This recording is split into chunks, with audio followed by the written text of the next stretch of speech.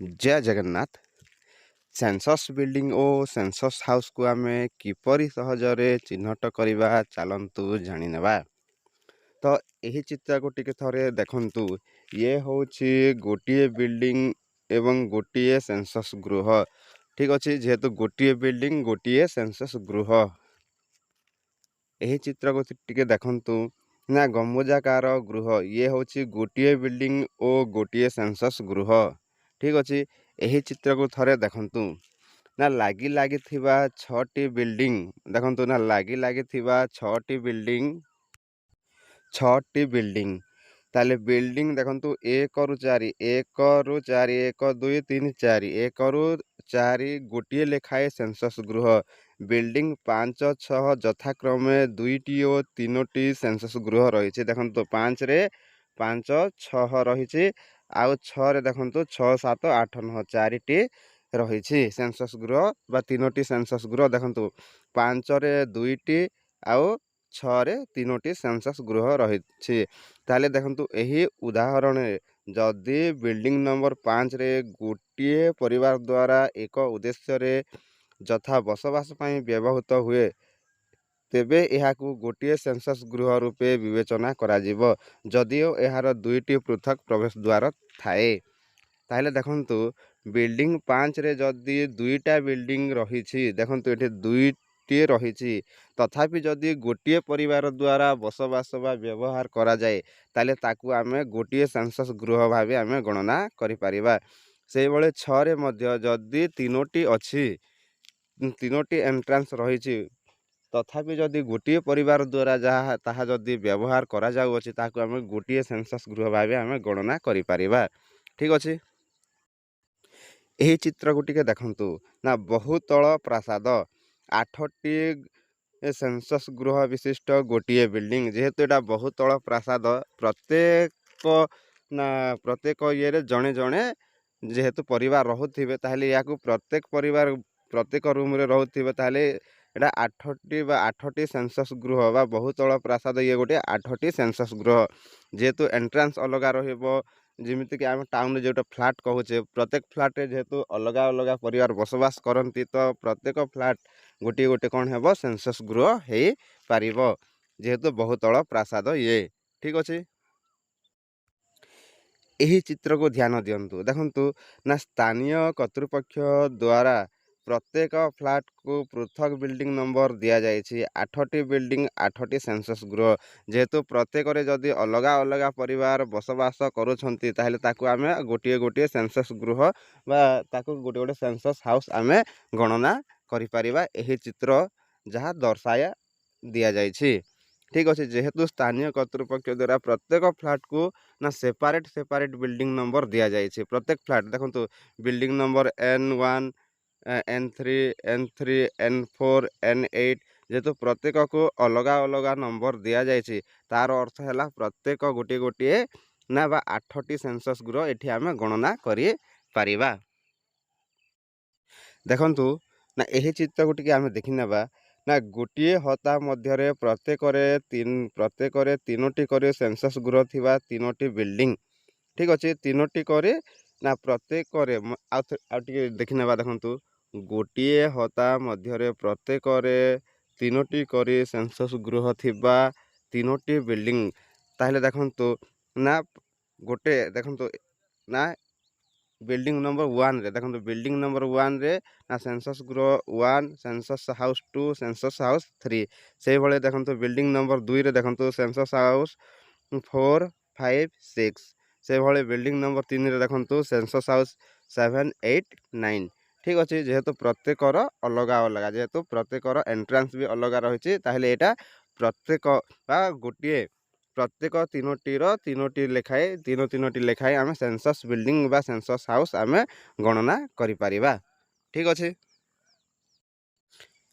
एही चित्र को टिके ध्यान देबा। देखंतु गोटिए हता मध्यरे हॉस्टेल सहित अन्य एक निर्माण जहाँकि वार्डन को बासगृह रोसैया को बासगृह रूपे व्यवहृत होउछि।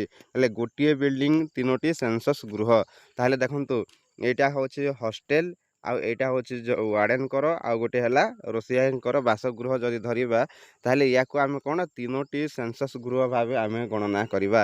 ଦେଖନ୍ତୁ ହଷ୍ଟେଲର ପ୍ରତ୍ୟେକ ରୁମ୍ର ଏଣ୍ଟ୍ରାନ୍ସ ଅଲଗା ରହୁଥିବା ବେଳେ ମଧ୍ୟ ଯେହେତୁ ପ୍ରତ୍ୟେକ ଛାତ୍ରଛାତ୍ରୀ ନା ଗୋଟିଏ ପରିବାର ଗଣନା କରିପାରିବା, ଯେହେତୁ ହଷ୍ଟେଲ, ତାହେଲେ ଯେଉଁମାନେ ହଷ୍ଟେଲରେ ରହୁଛନ୍ତି ତାଙ୍କୁ ଗୋଟିଏ ଗଣନା କରିବା। ଆଉ ତା ସହିତ ୱାର୍ଡ଼େନ ଯେହେତୁ ଅଲଗା ରହିବେ, ଆଉ ରୋଷେଇୟା ଯେହେତୁ ଅଲଗା ରହିବେ, ତ ଏହି ଜାଗାରେ କ'ଣ ହେବ ନା ଗୋଟିଏ ବିଲ୍ଡିଂ 3ଟି ସେନ୍ସସ୍ ଗୃହ ହେବ। ମନେ ରଖନ୍ତୁ ହଷ୍ଟେଲ ଏଗୁଡ଼ାକୁ ମେସ୍ରେ ଯେଉଁଟା ରହିଛି ତାକୁ ଆମେ ଗୋଟିଏ ସେନ୍ସସ୍ ଗୃହ ଭାବେ ଆମେ ଗଣନା କରିବା।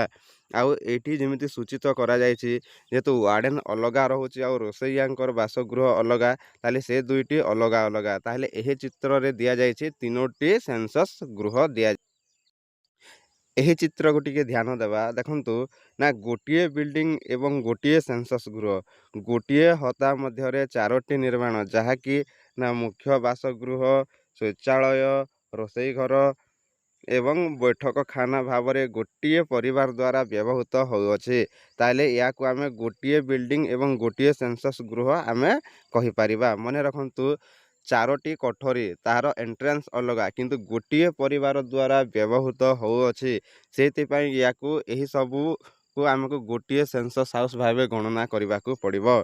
ତାହେଲେ ଦେଖନ୍ତୁ ପ୍ରଦତ୍ତ ଉଦାହରଣ, ଯଦି କୌଣସି ନିର୍ମାଣ ପୃଥକ ପରିବାର ଦ୍ୱାରା ବ୍ୟବହୃତ ହୋଇଥାଏ, ତେବେ ଉକ୍ତ ନିର୍ମାଣକୁ ପୃଥକ ବିଲ୍ଡିଂ ଏବଂ ପୃଥକ ସେନ୍ସସ୍ ଗୃହ ଭାବେ ବିବେଚନା କରାଯିବ। ମନେ କରନ୍ତୁ, ଦେଖନ୍ତୁ ଏଠି ଯେହେତୁ 4ଟି କୋଠରୀର ଏଣ୍ଟ୍ରାନ୍ସ ଅଲଗା, ତଥାପି ଗୋଟିଏ ପରିବାର ଦ୍ୱାରା ତାକୁ ବ୍ୟବହାର କରାଯାଉଛି, ତାହେଲେ ତାକୁ ଆମେ ଗୋଟିଏ ସେନ୍ସସ୍ ଗୃହ ଭାବେ ଆମେ ଗଣନା କରିବା।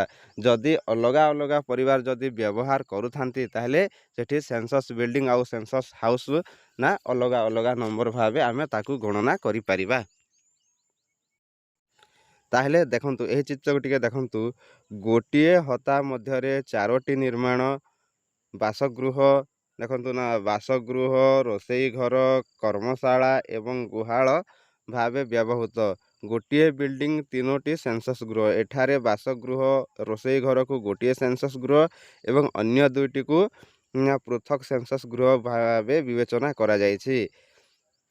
ଦିଆଯାଇଥିବା ଉଦାହରଣରେ ଯଦି ଏହି ନିର୍ମାଣ ଗୁଡ଼ିକ ଭିନ୍ନ ଭିନ୍ନ ପରିବାର ଦ୍ୱାରା ବ୍ୟବହୃତ ହେଉଥିବ, ତେବେ ତାକୁ ପୃଥକ ବିଲ୍ଡିଂ ଭାବରେ ବିବେଚନା କରାଯିବ। ତାହେଲେ ଦେଖନ୍ତୁ ଏହି ଜାଗାରେ ନା ବାସଗୃହ ଆଉ ରୋଷେଇ ଘର, ଯେହେତୁ ଗୋଟିଏ ପରିବାରର ସମସ୍ତେ ୟୁଜ୍ କରୁଛନ୍ତି, ପରିବାରର ସମସ୍ତଙ୍କର ବା ବା ଆମେ କହିପାରିବା ଗୋଟିଏ ପରିବାର ତାହାକୁ ୟୁଜ୍ କରୁଛନ୍ତି, କିନ୍ତୁ କର୍ମଶାଳାରେ ଯେହେତୁ ୱାର୍କସପ୍ ଯେଉଁଟା ଅଛି, ଯେହେତୁ ସେ ଜାଗାକୁ ସମସ୍ତେ ଯିବେ ନାହିଁ, କେବଳ ଗୋଟେ କ'ଣ କହିବା ସେପାରେଟ୍ ବା ସେ ପରିବାର ମଧ୍ୟରୁ କେତେଜଣ ହିଁ ତାକୁ ୟୁଜ୍ କରୁଥିବେ।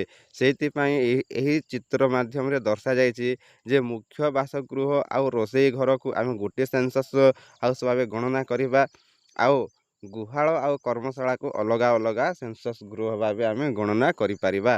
ଆଉ ଟିକେ ମୁଁ କହିଦେଉଛି, ଦେଖନ୍ତୁ ଯେହେତୁ ଗୋଟିଏ ହତା ମଧ୍ୟରେ 4ଟି ନିର୍ମାଣ, ଯେଉଁଟାକି ବାସଗୃହ, ରୋଷେଇ ଘର, କର୍ମଶାଳା, ଗୁହାଳ ରହିଛି, ତ ଏହା ହେବ ଗୋଟିଏ ବିଲ୍ଡିଂ 3ଟି ସେନ୍ସସ୍ ଗୃହ। 3ଟି ସେନ୍ସସ୍ ଗୃହ କେମିତି ହେଲା, ଯେହେତୁ ବାସଗୃହ ଏବଂ ରୋଷେଇ ଘରକୁ ଗୋଟିଏ ସେନ୍ସସ୍ ଗୃହ ଭାବେ ବା ସେନ୍ସସ୍ ହାଉସ୍ ଭାବେ ଗଣନା କଲେ ଏବଂ ଅନ୍ୟ 2ଟିକୁ କର୍ମଶାଳା ଏବଂ ଗୁହାଳକୁ ଅଲଗା ଅଲଗା ସେନ୍ସସ୍ ଗୃହ ଭାବେ ବିବେଚନା କଲେ, ଯାହାଦ୍ୱାରା କି ନା ଏଠି 3ଟି ସେନ୍ସସ୍ ହାଉସ୍ ଆମେ ଗଣନା କଲେ। ଏହି ଚିତ୍ର ଟିକେ ଧ୍ୟାନ ଦିଅନ୍ତୁ। ଦେଖନ୍ତୁ ଗୋଟିଏ ବାଡ଼ବନ୍ଦୀ ହତା ମଧ୍ୟରେ ଗୋଟିଏ ନିର୍ମାଣରେ ଥିବା ବାସଗୃହ, ଗ୍ୟାରେଜ ଏବଂ ଚାକରଙ୍କର ଘର, ଗୋଟିଏ ବିଲ୍ଡିଂ ଏବଂ 3ଟି ସେନ୍ସସ୍ ଗୃହ। ଦେଖନ୍ତୁ ଏଠି କିଏ କିଏ ଅଛନ୍ତି ନା ଗୋଟିଏ ବାସଗୃହ ରହିଛି, ଗୋଟିଏ ଗ୍ୟାରେଜ ରହିଛି, ଠିକ୍ ଅଛି, ଏବଂ ଚାକରଙ୍କର ଘର ବି ରହିଛି। ତାହେଲେ ଏଇଟା ଚାକରଙ୍କର ଘର ବି ରହିଛି। ତାହେଲେ ଏହି ଜାଗାରେ କ'ଣ ହେବ, ଗୋଟିଏ ବିଲ୍ଡିଂ 3ଟି ସେନ୍ସସ୍ ଗୃହ। ତାହେଲେ ଏଠି ବୁଝିବା, ଦେଖନ୍ତୁ ଯେହେତୁ ଚାକର ରହିଛି, ଏହି ଉଦାହରଣରେ ଚାକରଟି ମାଲିକଙ୍କ ଘରେ ଖାଉନାହିଁ, କିନ୍ତୁ ଗୋଟିଏ ସ୍ୱତନ୍ତ୍ର ପରିବାର, ତେଣୁ ପୃଥକ ସେନ୍ସସ୍ ଗୃହ ନମ୍ବର ଦିଆଯାଇଛି। ମନେ ରଖନ୍ତୁ, ଚାକରଙ୍କର ଯଦି ଅଲଗା ଗୃହ ଅଛି ଏବଂ ସେ ଯଦି ନା ଏଠି ମାଲିକଙ୍କ ଘରେ ଖାଉନାହିଁ, ତାହେଲେ ସିଏ ଅଲଗା ସ୍ୱତନ୍ତ୍ର ପରିବାର ଭାବେ ଆମେ ତାକୁ ଗଣନା କରିପାରିବା। ଏଟା ହେଲା ସମ୍ଭାବନା ଦିଆଗଲା। ସମ୍ଭାବନା 2ରେ ଯଦି ଦେଖ ମନେ ରଖନ୍ତୁ, ଚାକରଙ୍କର ଅଲଗା ଘର ଥାଇକି ସେ ଯଦି ମାଲିକଙ୍କ ଘରେ ଖାଉନାହିଁ, ତାହେଲେ ତାହା ଚାକରଙ୍କର ଘରକୁ ଅଲଗା ସେନ୍ସସ୍ ଗୃହ ଭାବେ ଆମେ ଗଣନା କରିପାରିବା। ସମ୍ଭାବନା 2ରେ ଦେଖନ୍ତୁ, ଯଦି ଏହି ଉଦାହରଣରେ ଚାକରଟି ମାଲିକଙ୍କ ଘରେ ଖାଉଛି ଏବଂ ତାଙ୍କ ପରିବାରର ସଦସ୍ୟ ଭାବେ ଗଣାଯାଉଛି, ତେବେ ଏହି ବାସଗୃହ ଏବଂ ଚାକରଙ୍କର ଘରକୁ ମିଶାଇ ଗୋଟିଏ ସେନ୍ସସ୍ ଗୃହ ହେବ। ସେ କ୍ଷେତ୍ରରେ ଏହାକୁ ଗୋଟିଏ ବିଲ୍ଡିଂ 2ଟି ସେନ୍ସସ୍ ଗୃହ ରୂପେ ବିବେଚନା କରାଯିବ। ମନେ ରଖନ୍ତୁ, ଚାକର ଯଦି ଅଲଗା ରହୁଥିଲେ ବି ଗୋଟିଏ, ଯଦି ମନେକର ସେ ଯଦି ନା ମାଲିକଙ୍କ ଘରେ ଖାଉଛି, ତାହେଲେ ତାକୁ ଚାକରଙ୍କର ଘରକୁ ଗଣା ନ ଯାଇକି ମାଲିକଙ୍କର ଘର ସହିତ ଆମେ ତାକୁ ସେନ୍ସସ୍ ହାଉସ୍ ଭାବେ ଗଣନା କରିପାରିବା। ଏହି ଚିତ୍ରକୁ ଟିକେ ଦେଖିନେବା। ଦେଖନ୍ତୁ, ଏଠିରେ ଗ୍ୟାରେଜ ରହିଛି, ବାସଗୃହ ରହିଛି, ଚାକରଙ୍କ ଘର ରହିଛି। ସମ୍ଭାବନା ଦେଖନ୍ତୁ, ସମ୍ଭାବନା 1ରେ ଦେଖିଦେବା। ନା ବାଡ଼ବନ୍ଦି ଥିବା ହତା ମଧ୍ୟରେ ବାସଗୃହ, ଚାକରଙ୍କର ରହିବା ଘର, ବାସଗୃହ, ଚାକରଙ୍କର ରହିବା ଘର, ଗ୍ୟାରେଜ ଗୋଟିଏ ପରିବାର ବ୍ୟବହାର କରୁଛନ୍ତି। ତାହେଲେ ଏହି ତିନୋଟିକୁ ଗୋଟିଏ ପରିବାର ବ୍ୟବହାର କରୁଛନ୍ତି। ତାହେଲେ ଇଏ ହେଇଯିବ ଗୋଟିଏ ବିଲ୍ଡିଂ 2ଟି ସେନ୍ସସ୍ ଗୃହ। ଯେହେତୁ ଗ୍ୟାରେଜ ଅଲଗା ଆଉ ବାସଗୃହ ଏବଂ ଚାକରଙ୍କର ଘର ଗୋଟେ ଧରାଯିବ, ତାହେଲେ ଗୋଟିଏ ବିଲ୍ଡିଂ ସେନ୍ସସ୍ ହାଉସ୍ 2ଟି ହେବ। ଏହି ଉଦାହରଣରେ ଚାକରଟି ଗୃହ ମାଲିକଙ୍କର ପରିବାରର ସଦସ୍ୟ ଅଟେ। ତେଣୁ ବାସଗୃହ ଏବଂ ଚାକରଙ୍କର ରହିବା ଘରକୁ ମିଶାଇ ଗୋଟିଏ ବିଲ୍ଡିଂ ଏବଂ ଗୋଟିଏ ସେନ୍ସସ୍ ଗୃହ ବୋଲି ଦର୍ଶାଯିବ। ଯଦି ସମ୍ଭାବନା 2 ଦେଖିନେବା, ତାହେଲେ ଦର୍ଶାଯାଇଥିବା ଉଦାହରଣରେ ଯଦି କୌଣସି ନିର୍ମାଣ ଗୋଟିଏ ପୃଥକ୍ ପରିବାର ଦ୍ୱାରା ସେହି ଉଦ୍ଦେଶ୍ୟରେ ବା ଭିନ୍ନ ଉଦ୍ଦେଶ୍ୟରେ ବ୍ୟବହୃତ ହେଉଥିବ, ତାହେଲେ ସେହି ନିର୍ମାଣକୁ ପୃଥକ୍ ବିଲ୍ଡିଂ ଭାବେ ଗ୍ରହଣ କରାଯାଇ ପୃଥକ୍ ସେନ୍ସସ୍ ଗୃହ ନମ୍ବର ଦିଆଯିବ। ଠିକ୍ ଅଛି। ଦର୍ଶାଯାଇଥିବା ଉଦାହରଣରେ ଯଦି ଚାକର ତା'ର ମାଲିକ ଘରେ ଖାଉନଥିବ ଏବଂ ଗୋଟିଏ ସ୍ୱତନ୍ତ୍ର ପରିବାର ହେଇଥିବ, ତେବେ ଏହି ବାସଗୃହ ଏବଂ ଚାକରଙ୍କର ରହିବା ଘରକୁ ପୃଥକ୍ ବିଲ୍ଡିଂ ଏବଂ ପୃଥକ୍ ସେନ୍ସସ୍ ଗୃହ ରୂପେ ବିବେଚନା କରାଯିବ। ଠିକ୍ ଅଛି। ଯେହେତୁ ଚାକରଙ୍କର ଯଦି ଅଲଗା ଗୃହ ଥାଏ କିନ୍ତୁ ମାଲିକଙ୍କ ଘରେ ଖାଉଛି, ତାହେଲେ ସିଏ ହେଇଯିବ ଚାକରଙ୍କର, ସେ ଆଉ ଘରକୁ ସେନ୍ସସ୍ ହାଉସ୍ ଭାବେ ଗଣନା କରାଯିବ ନାହିଁ। କିନ୍ତୁ ତାହା ମାଲିକଙ୍କ ଘରେ ଖାଉନାହିଁ ଆଉ ଘର ଅଛି, ତାହେଲେ ତାକୁ ଅଲଗା ଗଣାଯିବ। ତ ଏଇଟା ଥିଲା ମୋଟାମୋଟି ସେନ୍ସସ୍ ଗୃହକୁ ଆମେ କିପରି ଚିହ୍ନଟ କରିବା, ଆମେ ସହଜରେ ଜାଣିଗଲେ।